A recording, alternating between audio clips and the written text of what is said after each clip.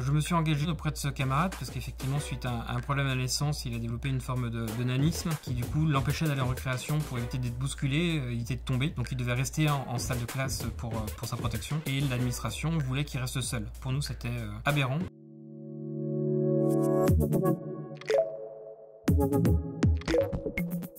Bonjour, je suis Johan Caviro, président de FLAG et ingénieur au sein de la préfecture de police de Paris. Bienvenue sur Papillon Action.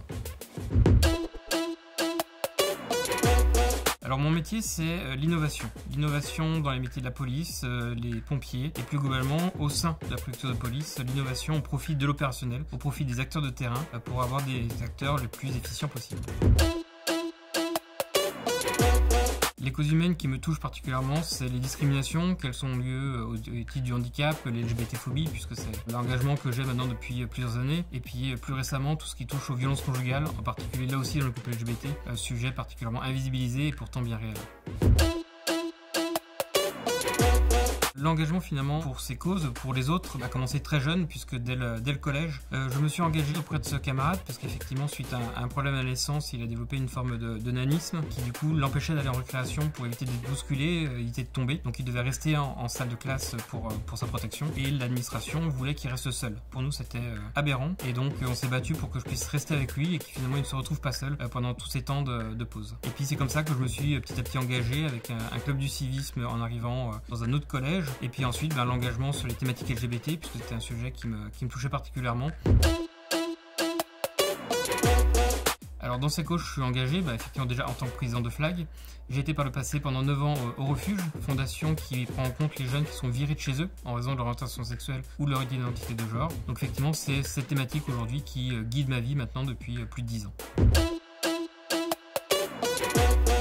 FLAG est une association, tout ce qui est plus classique, Loi 1901, qui lutte contre l'LGBT-phobie au sein du ministère de l'Intérieur, de la Justice, des pompiers et des polices municipales, et qui vise à améliorer globalement en interne la prise en compte sur ces thématiques, mais également accompagner les publics victimes ou auteurs dans la prise en compte par nos services. Alors concrètement, FLAG travaille sur, on va dire, 3 axes. Le premier en interne, des politiques RH plus inclusives, accompagner nos collègues qui peuvent être isolés sur cette thématique ou victimes en interne. Le deuxième axe, accompagner les victimes dans la prise en compte du dépôt de plainte, ou pour celles qui n'osent pas pousser la porte de nos services, les accompagner dans la mise en relation. Et le troisième axe, 2 dispositifs, signalement FLAG et en lieu sûr, qui visent à orienter les victimes lorsqu'elles se sont fait agresser ou lorsqu'elles ont vécu des LGBT-phobies, de façon à les orienter vers les bons interlocuteurs.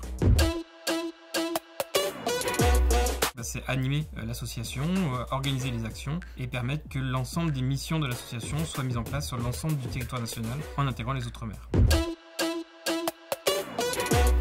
La diversité pour moi, elle a plusieurs sens. La diversité déjà des parcours, la diversité de ce que l'on est humainement, que ce soit sa religion, ses opinions politiques, sa couleur de peau, ses orientations sexuelles ou son identité de genre. Et à partir du moment où on a compris qu'on était tous différents des uns des autres, ça représente pour moi la diversité.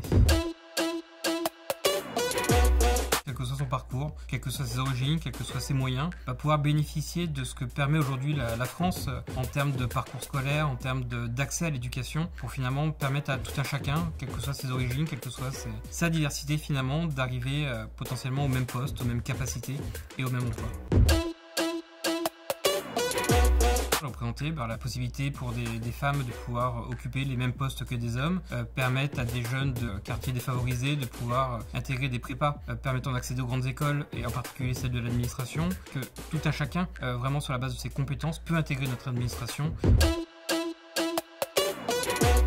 C'est respecter les autres, respecter ce que chacun pense, même si on n'est pas d'accord, respecter ce que chacun fait. Encore cette notion finalement de diversité, parce qu'à partir du moment où on est divers, on s'enrichit de cette différence, de ces parcours différents, de ces origines différentes, et plutôt que de se rejeter les uns les autres, il faut plutôt apprendre des uns des autres.